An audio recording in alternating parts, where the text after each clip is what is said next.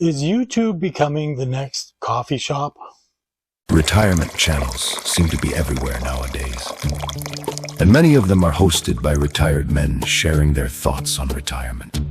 They talk about investing, travel, aging, health, and life after work. Is YouTube becoming the modern version of the neighborhood coffee shop? Are men socializing more online? Or is this YouTube phenomenon something deeper?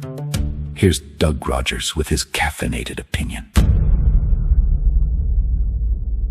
While browsing YouTube over the last several months, I began to notice an interesting thing.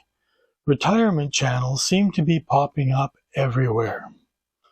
Videos about pensions, investing, downsizing, travel, aging, health, retirement communities, and life after a career appear to be in my feed almost daily. One detail stood out to me more than everything else. The majority of these channels are hosted by men, older men. At first, I assumed the algorithm was simply feeding me content similar to what I had been looking at. Curiosity eventually got the better of me, and I started paying closer attention. Channel after channel, men sitting in front of the camera discussing their personal lives, their day-to-day activities, their finances, their religious beliefs, their political point of view, their opinions, all sorts of different topics, their successes, everything, all their reflections on life. And a surprising number of those were even teaching fellow older gentlemen to how to create their own YouTube channels, which I found interesting as well. The more I watched, the more I wondered what was really happening.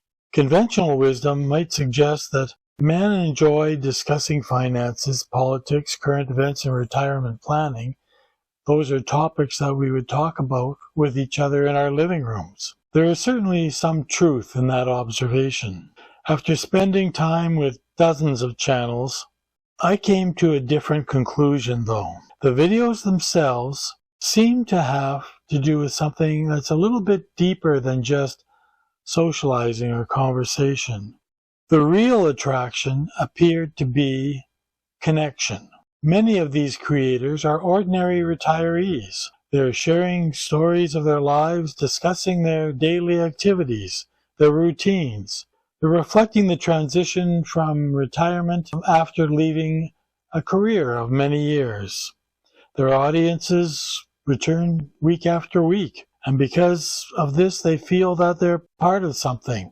There's a conversation going on. The information has value, although the sense of community appears to be what's really keeping people engaged.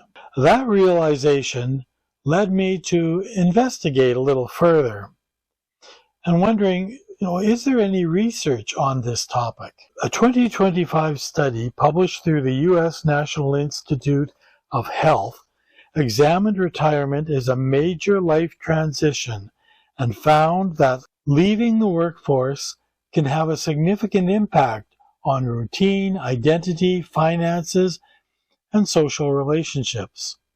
Researchers concluded retirement can increase the risk of loneliness and social isolation because many social connections are formed through employment and workplace interaction. That finding resonated with me.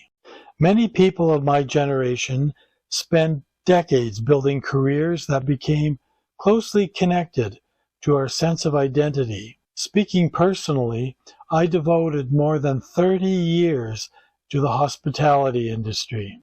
My work provided purpose, structure, friendships, challenges, and opportunities to contribute. Retirement changes that landscape, though, and in a profound way. One chapter closes and another begins, often without a clear roadmap. Additional research suggests that men may face unique challenges during that transition. A study published in the journal Research on Aging found that older men face a higher risk of social isolation than women.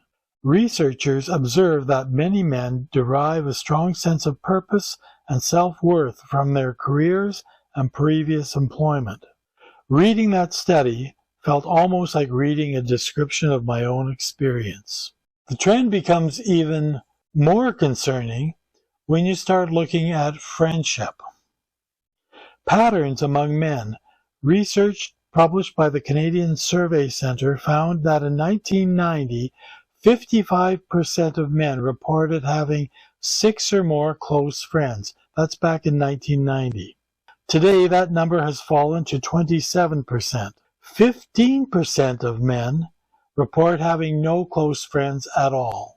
1 in 7 men living without a close friend represents more than a statistic. It reflects a growing social challenge that deserves attention. Perhaps this explains why these YouTube channels are so popular. Previous generations found community in different places. My father, as an example, was a familiar sight in a small town rural coffee shop in Saskatchewan. There, him and his buddies or old cronies would sit together and, chew the fat, talk about the topics of the day, what issues were affecting farmers in the area, and the political scene. That was a big part of his and that community of older gentlemen.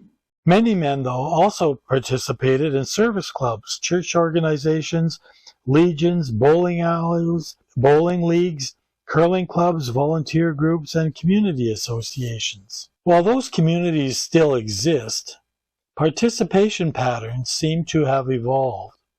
Families often live hundreds or thousands of kilometers apart. People move more frequently nowadays throughout their lives, and technology plays a greater role in all of our lives, including communication and interpersonal relationships. So the gathering place seems to have changed. It's evolved. A retiree in Vancouver can now upload a video discussing a pension concern, and then someone in Calgary can put a comment on that video and talk about their concerns as an Albertan. And then someone in Niagara Falls, Ontario can place a comment and either agree or disagree with one of the other commentators, tell their story. And then before you know it, there's people from Australia, New Zealand, Great Britain, all over the world participating in what appears to be a new community that has sparked because these men have something in common. So connection matters. Technology often gets criticized because it reduces face-to-face interaction. There are certainly circumstances that comment has merit. Retirement YouTube channels may just present another side of that same story. They create opportunities for people to engage with one another, exchange experiences, and participate in conversations that might not otherwise happen. And in my mind, that's a good thing. Viewed through that lens, retirement channels function as modern gathering places. So you could consider YouTube to be the new coffee shop. They provide opportunities for retirees to share their stories, learn from one another, and maintain a sense of belonging during a major life transition. And I see value in that.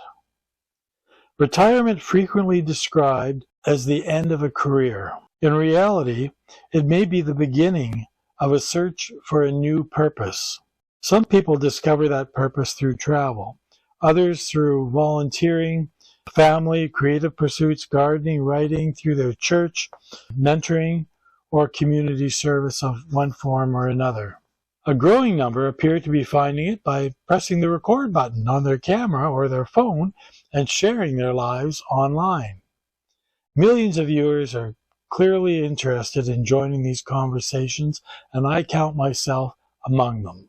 One question, though, continues to linger in my mind. Why are so many men turning to YouTube when previous generations gathered in coffee shops, service clubs, churches, all these other places that still exist?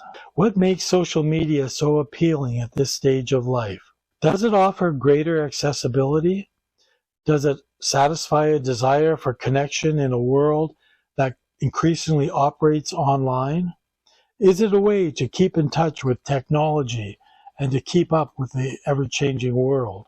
Or is it simply the next evolution of community gathering? Is it sort of a global appeal that attracts people to create YouTube videos? I suspect the answer is somewhere in between all of those different facets. One thing seems clear though, retirement channels are attracting large audiences, and they're offering more than financial advice and travel tips. They are creating communities, fostering conversations, and helping people remain connected in an ever-changing world. That strikes me as a very positive development. So, why not join the conversation? You can start by watching more of my retirement videos, and in the next little while I'm going to be posting more as time goes by. Hit like, subscribe to my channel, and we'll see you soon. That's North of Opinion for today. Bye-bye.